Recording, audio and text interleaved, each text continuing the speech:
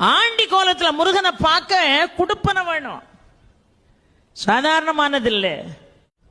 இந்த படி ஏறி போகும்போதே மேல சுவாமி தரிசனம் பார்த்துட்டு கீழே வருவாங்க பாருங்க, அவங்கள பார்த்து எப்படி இருக்காருன்னு கேட்பான் நம்ம ஆளு.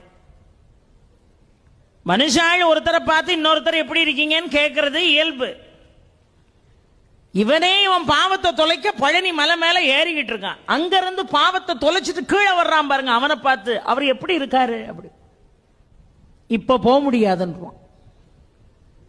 என்னம்மா அவர் ஆண்டி கோலத்தில் இருக்காராம், உன் கதை அவ்வளவுதான்மா. இவன் உடனே படி ஏறின பய கடகடன்னு கீழே இறங்கி வெளியே வந்துருவான். பழையபடி இட்லி சாப்பிட்டு காஃபி எவ்விய குடிச்சிட்டு பழையபடி ஏறுவான். ஒரு 2 மணி நேரம் கழிச்சு இப்ப எப்படி இருக்காரு, இப்ப போகலாம். அங்கிருந்து வர்றவன் என்னவா ராஜ அலங்காரத்தில் இருக்கார். உடனே குடுகுடுன்னு அந்த ராஜ அலங்காரம் முடியறதுக்குள்ள ஓடி போய் தரிசனம் பண்ணிடணும்ட்டு போவான்.